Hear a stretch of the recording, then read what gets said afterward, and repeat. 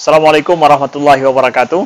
Anda rindu mendengarkan kajian-kajian dari ustadz-ustadz kita dari Aceh? Kunjungi channel YouTube Maulizul Akbar NAD. Subscribe, like, share, komen.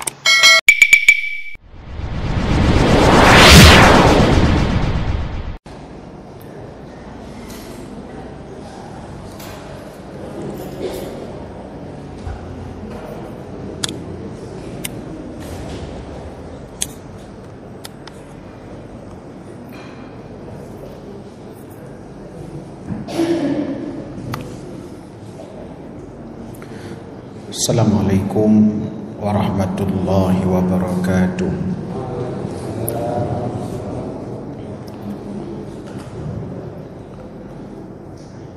Alhamdulillahi rabbil alamin.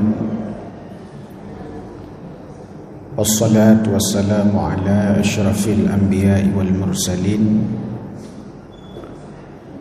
wa ala alihi wa sahbihi ajma'in. Allahumma subhanaka la ilma lana illa ma 'allamtana innaka antal alimul hakim. Rabbana zidna ilma warzuqna fahma. Rabbi shrah li sadri wa yassir li amri wahlul 'uqdatam min lisani yafqahu qawli bi rahmatika ya arhamar rahimin. Raditu billahi rabba wa bil islami dina wa bi Muhammadin sallallahu alaihi wasallam nabiyyan wa rasula. Hadirin wal hadirat, jamaah salat maghrib yang dimuliakan Allah subhanahu wa ta'ala. Syukur kembali kita persembahkan kepada Allah atas kudrah dan iradahnya. Kita masih diberikan kesempatan untuk hadir mengkaji ilmu-ilmu Allah subhanahu wa ta'ala.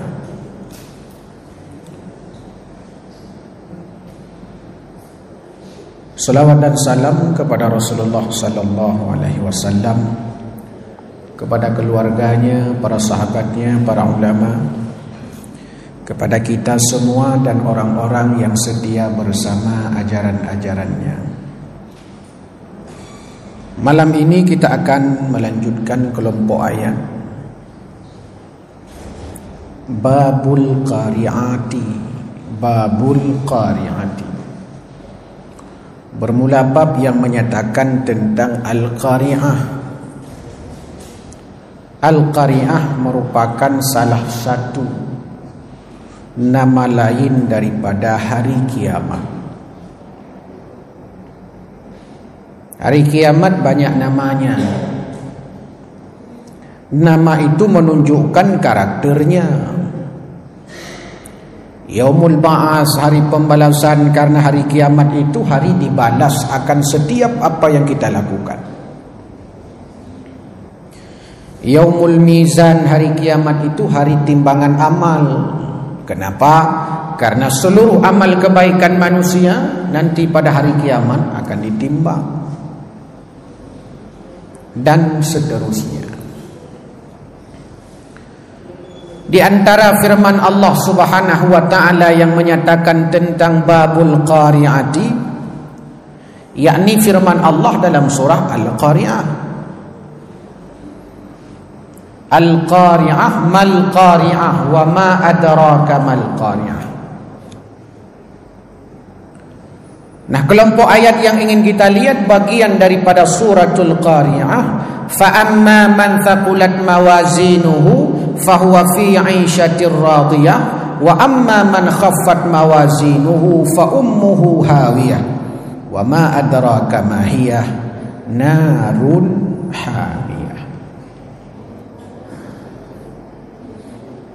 Bahwa nanti pada hari kiamat, kata Allah, maka adapun man sakulat mawazinu, orang-orang yang lebih berat timbangan akan kebaikannya, fahuwa fi 'isyatir radiyah, maka dia akan ditempatkan pada tempat yang Allah ridha kepadanya, surga namanya.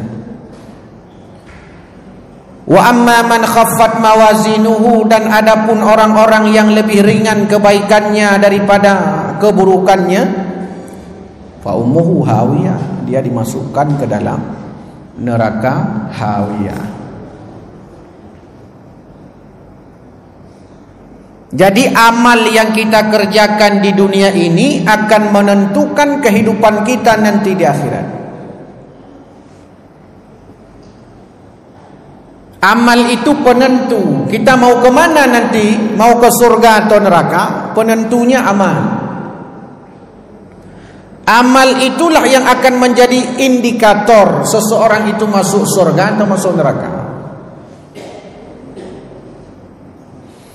Dalam ayat yang lain Allah berfirman bahwa man amila salihan, siapa orang yang beramal saleh, min dzakarin aw untha, apakah dia laki-laki atau perempuan, yang pasti mesti wahwa mukmin, dia beriman. Kalau dia beramal saleh, apakah dia mukmin, apakah dia laki-laki atau perempuan? Kalau dia mukmin, balasan Allah di dunia, falanuhyiyannahu hayatan thayyibah, Allah akan memberikan kebahagiaan kepadanya dalam kehidupan ini. Data yang dirilis oleh Badan Pusat Statistik tentang indeks kebahagiaan masyarakat Indonesia secara nasional, angka kebahagiaan, artinya kepuasan hidup masyarakat Indonesia itu mencapai 70%. Jadi rata-rata angka tingkat kebahagiaan masyarakat Indonesia itu 70%.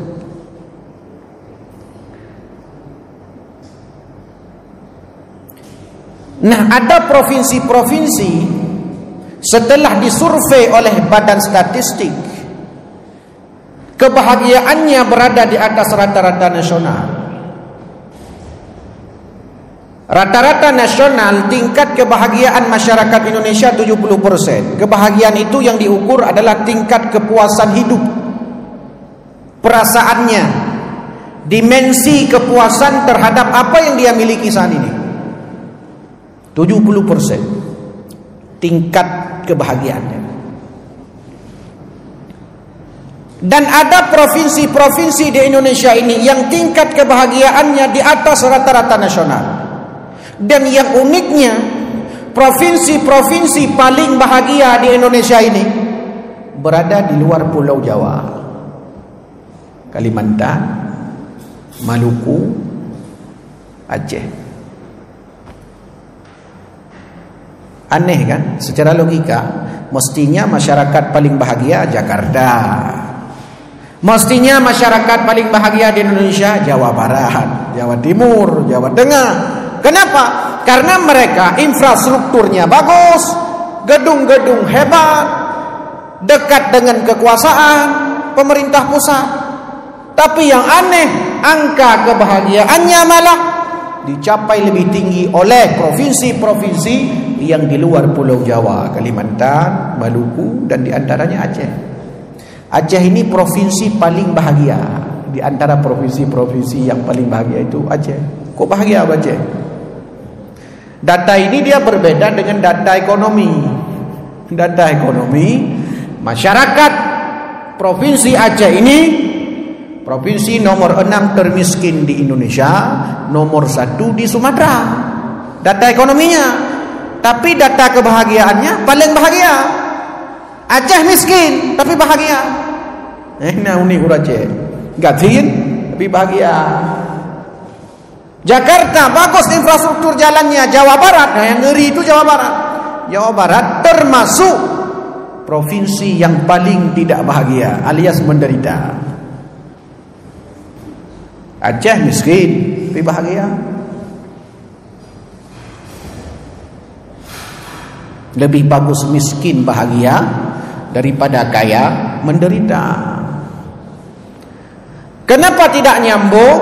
Karena memang aspek kebahagiaan itu aspek psikologis.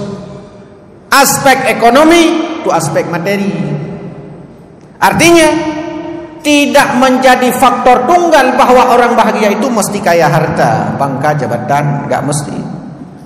Banyak di kampung saya itu orang miskin bahagia. Dan orang Acehnya bahagia. Aku tak bahagia orang Aceh. Hanya pedih cina jak bah orang kopi. Punoh kah? Anak wawa ini orang kopi. Kerja gedang. Pemasukan hanya pendapatan kurang. Tapi bah orang kopi mulai di pohon 6 bengah sampai pohon 6 tengah bengah ini. Anak wawa. Itu bahagia. Bahagia. Konflik 33 tahun, 32 tahun bahkan sebelumnya sudah konflik di Aceh ini. Tapi jarang ada orang gila di Aceh. Kenapa? Karena orang Aceh ini jarang stres. Tsunami begitu besar, begitu ngeri. Wafat orang kembali kepada Allah 200.000 lebih. Tapi jarang ada orang Aceh gila gara-gara tsunami. Hana orang Aceh yang pungo waktu tsunami yang jadi. Barotha barona orang pungo ya Aceh. Otai damang ganja, damang sabe ya. Yang keinan barona pungo orang Aceh. Yang karame orang pungo. Hana patih Cina tanyang, tu duduk lah kampung. Tanyang ba orang, tu orang pungo. Yang tanyang aju. Puja pungo kaya. Naya nyup gara-gara tsunami kaya. Hana puja pungo kaya gara-gara gempa bumi.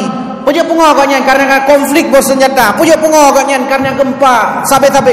Puja pungo kaya karena longsor. Puja pungo kaya karena meninggal mak. Puja pungo kaya karena meninggal ayah. Jarang. Katanya puja pungo IPME ini. Ya, buat pungo. Maka meningkat orang gila gara-gara masuk narkoba. Maka leu pungo ya ceh. Karena semakin leu pungo, maka semakin perlu kepada orang-orang yang mengatasi orang gila, psikolog, konselor, perlu. Maka utai kamu doa di ke psikolog, ya Allah mudah rezeki kamu na leu pungo menduaro. Tama pungo. Itu indikatornya.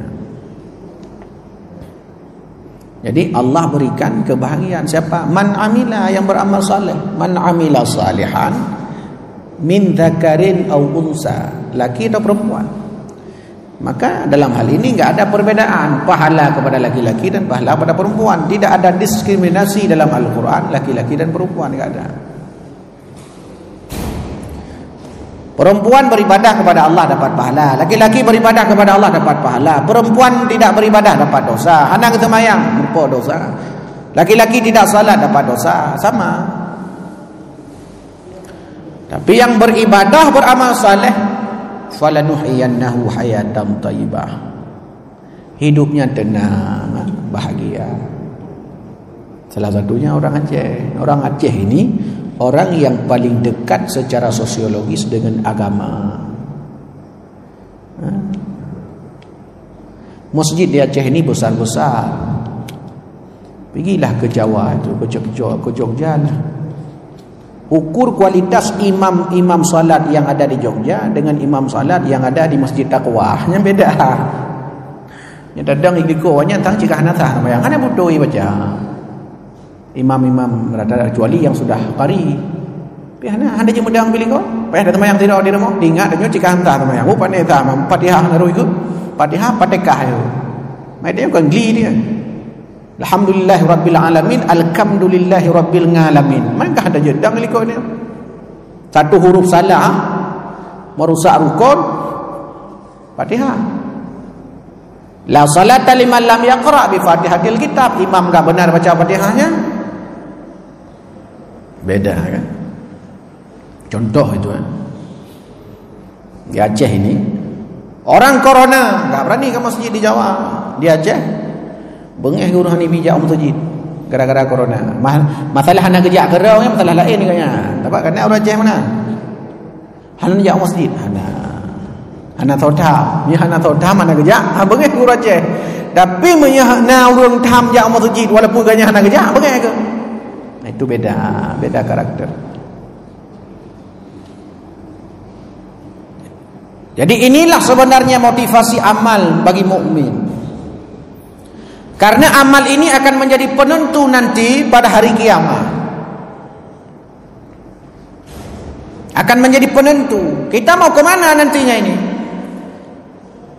Di dunia lah ini ad-dunya mazra'atul akhirah. Dunia ini adalah tempat bercocok tanam untuk akhirat. Ini yang diulang-ulang Kiai Dahlan ini, ayat ini. Maka hartanya dimanfaatkan untuk kebaikan amal usaha, kebaikan umat, habis hartanya. Karena motivasinya ini. Motivasinya amal. Memang motivasinya amal. Sedekah, salat, puasa, zakat, itulah amal yang menjadi motivasi. Jadi motivasinya beramal kepada Allah Subhanahu wa taala. Karena kenapa? Karena amal itu akan jadi penentu. Maka ada 4 cara orang masuk surga itu, 4 caranya. Silahkan kita mau cari, pilih jalan yang mana, terserah kita. Orang bisa masuk surga melalui jalur tanpa hisab, bisa. Ada orang nanti masuk surga tanpa hisab, tidak akan dihisab Allah, langsung masuk surga dengan izin Allah. Siapa? Para nabi, para rasul, orang-orang yang sudah dijamin masuk surga. Seperti sahabat-sahabat Nabi sudah dijamin masuk surga. Masuk surga tanpa hisab. Orang-orang mati syahid, orang yang membela agama Allah, bukan orang-orang yang dapat pahala syahid. Karena ada 2 macam. Ada orang dia mati syahid, ada orang dapat pahala syahid, tapi diperlakukan seperti orang normal pada umumnya. Contoh misalkan orang meninggal gara-gara wabah, kena corona, dapat pahala syahid, tapi bukan mati syahid. Dapat pahala syahid, diperlakukan seperti orang normal. Fardu kifayahnya dimandikan, dikafani, disalatkan, dikuburkan. Tapi orang yang mati syahid, dia dengan darah-darah itu dikuburkan, karena darah itu akan menjadi saksi nanti di hadapan Allah. Nah, kita kalau mau mati syahid, boleh jalur ini. Yang kedua, orang bisa saja masuk surga melalui timbangan amal. Nah, ini ayatnya. Fa amma man saqulat mawazinu fahuwa fi 'isyatir radiyah. Ditimbang amal. Mana lebih banyak? Lebih banyak kebaikan daripada keburukan, masuk surga. Lebih banyak keburukan daripada kebaikan, masuk neraka. Itu penentu amal. Maka tidak boleh menyepelekan kebaikan sekecil apapun. Kenapa? Karena kebaikan itu sangat besar nanti manfaatnya di hari kiamat, walaupun kecil. Orang yang rugi itu adalah orang yang menyepelekan dan meremehkan kebaikan sekecil apapun, walaupun membuang duri dari jalan, walaupun senyum ketika dia berjumpa dengan sahabat dan guru-gurunya. Itu akan menjadi yang memperberat amal. Karena nanti ada orang-orang amalnya ketika ditimbang lebih banyak keburukan daripada kebaikan. Maka orang-orang yang lebih banyak kebaikan daripada keburukan, dia masuk surga.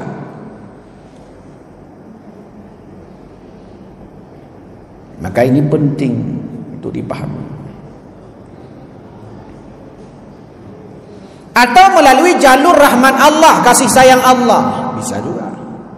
Bahkan Nabi dalam sebuah hadis itu pernah menyebut, aku saja masuk surga karena rahmat Allah, kasih sayang Allah. Bisa saja kita masuk surga karena Allah sayang kepada kita. Dan Allah, di antara sayang Allah, rahman Allah itu kepada umat Nabi Muhammad SAW. Di mana bukti sayangnya Allah kepada umat Muhammad? Allah lipat gandakan kebaikan-kebaikan umat Muhammad dengan pahala yang berkali-kali lipat. Satu kebaikan yang dia kerjakan dibalas 10 sampai 700 kali lipat. Membaca Al-Quran 1 huruf, alif lam mim, alif 1 huruf, lam 1 huruf, mim 1 huruf, dapat pahala 30. Mau baca apa? Baca buku, pahalanya tidak berhuruf. Baca kitab, pahalanya tidak berhuruf. Bahkan Syekh Manna Khalil Al-Qattan dalam kitab Mabahis fi Ulumil Quran menyebutkan, membaca Al-Quran itu pahalanya beda dengan membaca hadis. Membaca Al-Quran itu beda pahalanya walaupun dengan membaca hadis qudsi. Baca Quran pahalanya per huruf, baca hadis qudsi tidak per huruf. Baca hadis bukan per huruf pahalanya, diberi pahala tapi bukan per huruf seperti Al-Quran. Quran man qara harfan min kitabillah falahul hasanah wal hasanatu bi asyri amsalihha wa la aqulu alif lam mim harfun walakin alif harfun lam harfun mim harfun. Per huruf balasannya. Ditimbang. Maka sedih bila ada orang dia meremehkan kebaikan. Meremehkan kebaikan ini salah satu di antara sebab dalam kitab-kitab tasawuf disebutkan, di antara sebab taubat tidak diterima Allah Subhanahu wa taala adalah menunda-nunda berbuat kebaikan.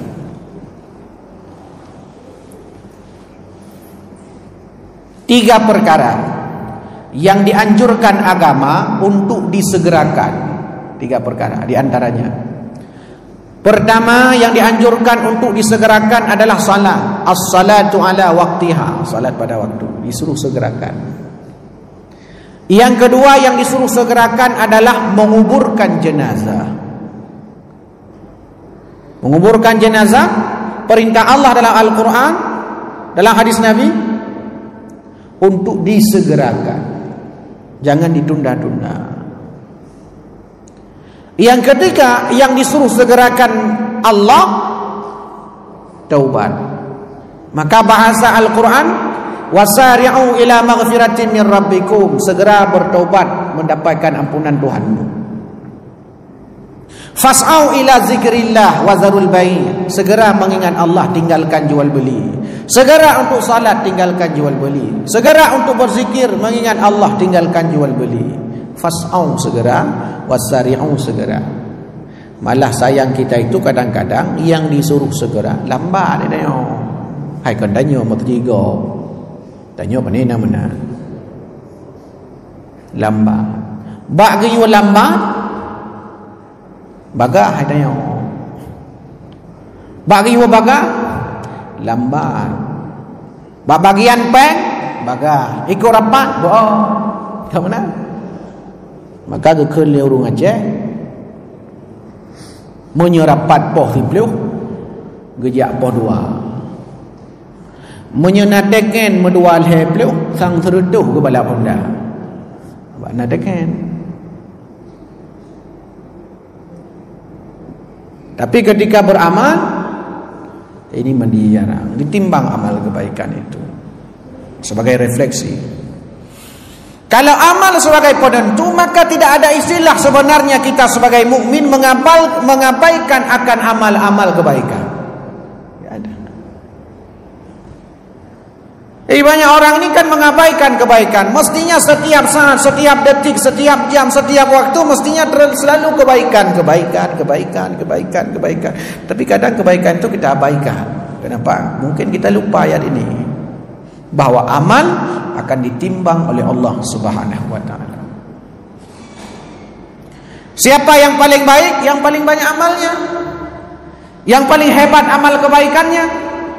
Di mana pada hari itu nanti, pada hari kiamat gak bisa minta bantu. Itu digambarkan kan di awal-awal surah Al-Qariyah. Al-Qariyah mal-Qariyah wa ma adraka mal-Qariyah yauma yakunun nasu kal farashil mabthus wa takunul jibalu kal ihnil manfush. Gimana gunung-gunung nanti akan berterbangan, akan berputar-putar. Bumi ini digambarkan dalam Al-Quran laksana nanti kapas, akan berterbangan ke sana kemari sehingga orang takut dengan datangnya kiamat itu. Yang menentukan nanti adalah amalnya. Amalnya yang menentukan. Orang akan takut, tapi akan menentukan nanti amalnya. Yauma yafirrul mar'u min akhihi wa ummihi wa abihi wa sahibatihi wa bani likulli mar'in minhum yauma idzin sya'nu yughni. Wujuhu yawma idzin musfirah wa dhahikatun mustabshirah. Tidak ada bantuan. Anak tidak bisa minta bantu sama keluarga, sama ayah, sama mama, sama ibu, sama keluarga, adik, abang, bahkan saudara dekat, tidak bisa. Hidup di sana itu nafsi-nafsi. Baik, nanti kita panjangkan pembahasan di pertemuan yang akan datang insyaallah. Subhanakallahumma wa bihamdika asyhadu an la ilaha illa anta astaghfiruka wa atubu ilaik. Wassalamu alaikum warahmatullahi wabarakatuh. Wa man ya'mal mithqala dzarratin khairan yarah. Wa man ya'mal mithqala dzarratin syarran yarah.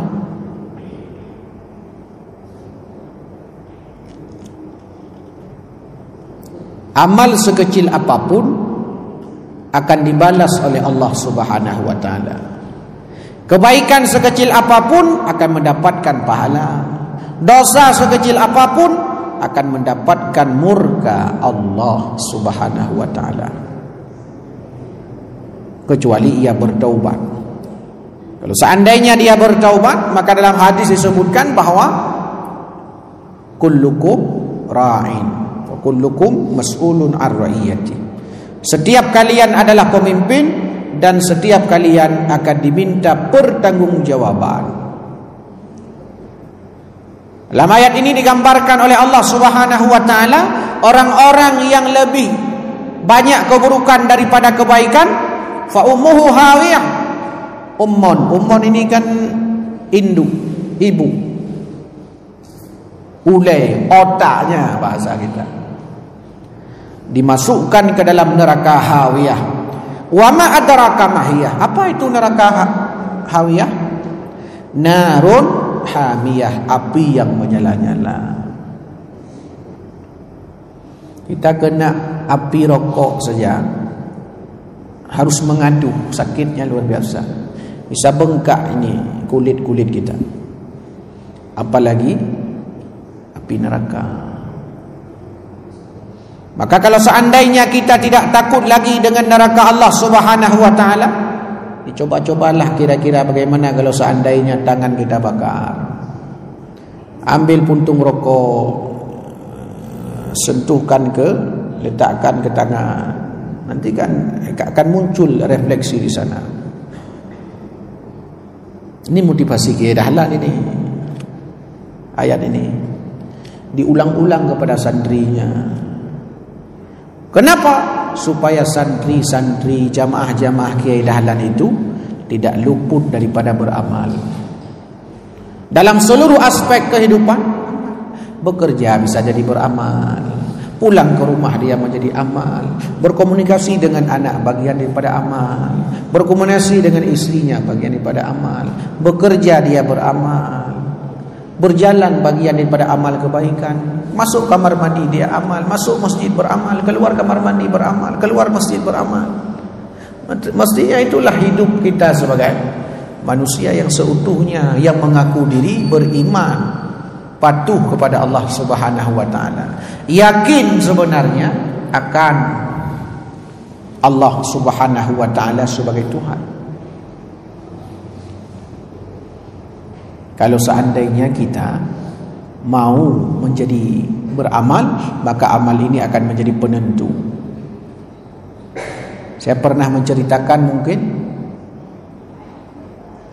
nanti di hari kiamat ada orang ketika ditimbang amal kebaikannya kecil, enggak cukup sebesar debu kebaikannya. Nanti pada hari kiamat di mahsyar, di yaumil hisab, dihisab oleh Allah, ditimbang kebaikannya enggak cukup sebesar debu. Kalau seandainya dia punya kebaikan sebesar debu lagi, dia akan masuk surga, tapi enggak cukup sebesar debu. Begitu sedih. Bedo yang ti amalan tamang neraka. Bedo. Memang kecil nampaknya sebesar debu itu, tapi kalau seandainya minta pada orang enggak mau dikasih. Orang ini enggak percaya.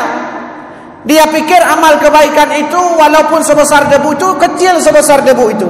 Padahal ketika Allah Subhanahu wa taala menyuruhnya untuk meminta kepada para orang-orang sahabat-sahabatnya di mahsyar untuk meminta kebaikan sebesar debu, enggak ada yang kasih. Nabi kebaikan BO, Nabi B kebaikan BO, enggak ada yang kasih, enggak mau yang kasih. Kenapa enggak ada yang kasih? Karena penting kebaikan itu walaupun sebesar debu, penting. Apalagi yang kita ini yang satu sisi bermaksiat kepada Allah, sisi lain kita beribadah. Ini harus wanti-wanti. Satu sisi kita punya kebaikan, sisi lain punya dosa-dosa sosial. Bayangkan ini, dosa-dosa sosial yang enggak pernah kita bertaubat, enggak pernah kita minta maaf kepada orangnya yang langsung. Di mana ini menghubungkan ini kebaikan dengan dosa sosialnya itu? Yang sering disampaikan oleh guru-guru kita, muflis, orang bangkrut, punya kebaikan banyak, dosa sosial banyak, nggak pernah minta maaf di dunia. Nah, kebaikan ini bisa habis. Kenapa? Diberikan kepada orang yang pernah kita hina, kita caci, kita maki, kita fitnah, kita ghibah. Diberikan, kecuali sudah minta maaf. Tapi kalau seandainya tidak, ya, mulailah kita nanti di akhirat saling berbagi-bagi amal kebaikan. Rugilah orang-orang yang semasa hidupnya dia punya dosa-dosa sosial. Bapak Ibu sekalian, jamaah maghrib yang dimuliakan Allah Subhanahu wa taala. Suratul Qari'ah, ayat surah Al-Qari'ah ini mulai ayat 6 daripada ayat 11. Ini layak diulang-ulang. Laksana Kiai Dahlan mengulang-ulang.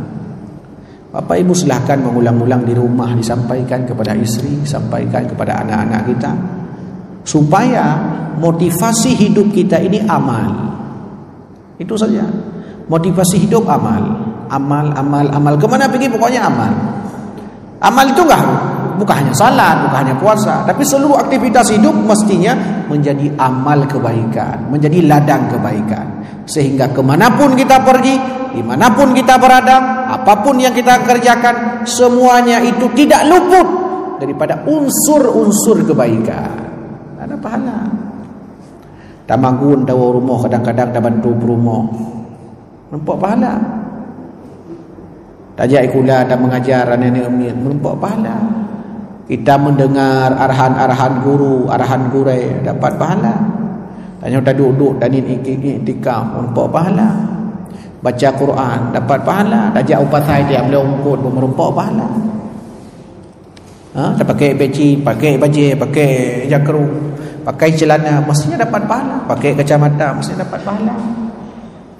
Tergantung orientasi apa. Maksudnya orang pakai kacamata, kenapa pakai kacamata ya?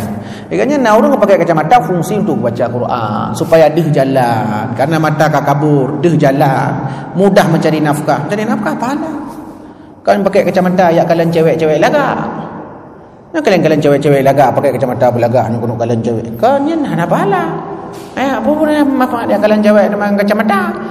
Ni dalam kacamata. Kalau Quran mengadrang Quran. Lagi uruh hanai kau kan? Uruh hanai kau kabeh kau. Gepasang kau palsu. Dadanya gepon pasang kau palsu. Mangak ku baca Quran. Wadai ku kunusan bereu. Besat angin ipo ra kau ya. Hanai kau hana. Sat ipo re kan hanai kau. Geboh kau palsu yang ban tujuan geboh kau palsu ya. Bila ada orang kan geboh ego palsu tujuan mengahi muda kelahi. Maka dalam agama baca kitab yang anak misalkan dilarang orang-orang yang sudah ubanan rambutnya, dilarang bagi orang-orang yang sudah putih rambutnya untuk dicat rambutnya, khususnya dicat warna hitam, mengebicat hitam, hijau je, kuning je. Ai cat mesti ngampu ngan kunyit masa ia kunyit. Tapi hitam hang gabe. Tanya kat doa, atau hana doa dalam umur buat oh ka putih hang bicat hitam. Oh. Karena menyata cat hitam, kita tua tu bahwa ada dekat doa. Maka you cat warna lain. Kecuali bagi tentara, urus-urus perang, yang je, apa je? Mengaya musuh, oh mak kata mudah-mudah mandang patukan bardeh kau. Ya kalau kata putih-putih kok patukan bardeh. Nya naya awaknya. Nya cek dah. Cek dah. Dan ada hadis memang di antaranya jaminan masuk surga bagi orang-orang mati dalam Islam kondisinya berubah. Nah, jaminan surga kurung yang mati dalam Islam sampai putih kaya. Kalau mati dalam Islam dah mesti belajar agama amai sampai putih. Itu ada kemuliaan di sisi Allah Subhanahu wa taala. Sebab itu iman ini mesti menjadi indikator utama. Kalau seandainya kita mau masuk surga dan kehidupan mendapatkan kebahagiaan, man amila salihan fahuwa mu'min, dia beriman kepada Allah, lantas diikuti dengan amal-amal saleh, maka amal itu nantinya akan memudahkannya untuk masuk surga Allah Subhanahu wa taala. Dan ini orientasi dasar bagi kita mukmin untuk beramal saleh sebagai bentuk penghambaan diri kepada Allah Subhanahu wa taala untuk mendapatkan ridha dan rahmat Allah Subhanahu wa taala. Ketika Allah sudah ridha dengan kita, ketika Allah sudah senang dengan kita, ketika Allah sudah bahagia dengan kita, maka pasti Allah akan memberikan sesuatu yang sifatnya keridhaannya kepada kita. Salah satunya namanya surga. Walaupun kenikmatan akhirat bukan hanya surga. Di antara kenikmatan akhirat itu surga. Di antara kenikmatan yang lain bisa melihat Allah Subhanahu wa taala. Kenikmatan paling besar bagi seorang mukmin adalah ketika dia nanti dapat melihat Tuhannya Allah Subhanahu wa taala di akhirat. Dalam hadis kan digambarkan dua kegembiraan bagi mukmin saat berbuka puasa dan pada saat nanti berjumpa dengan Tuhannya di hari akhirat. Inilah kenikmatan terbesar dan mudah-mudahan hal ini kita peroleh, mendapatkan sesuai dengan yang kita inginkan, sesuai dengan amal-amal kebaikan kita. Saya kira ini yang dapat sampaikan, mudah-mudahan memberikan motivasi ibadah, refleksi, muhasabah bagi kita sekalian untuk terus meningkatkan amal kebaikan sehingga setiap hari amal semakin bertambah, setiap saat kebaikan semakin bertambah, setiap waktu kebaikan terus bertambah, bukan malah sebaliknya. Kebaikan kita, amal kita stagnan, bukan menurun malah, apalagi stagnan. Maka mesti kebaikan kita setiap hari, setiap waktu terus meningkat sebagai penentu kita masuk surga Allah Subhanahu wa taala. Amin ya rabbal alamin. Subhanakallahumma bihamdik, asyhadu an la ilaha illa anta, astaghfiruka wa atubu ilaik.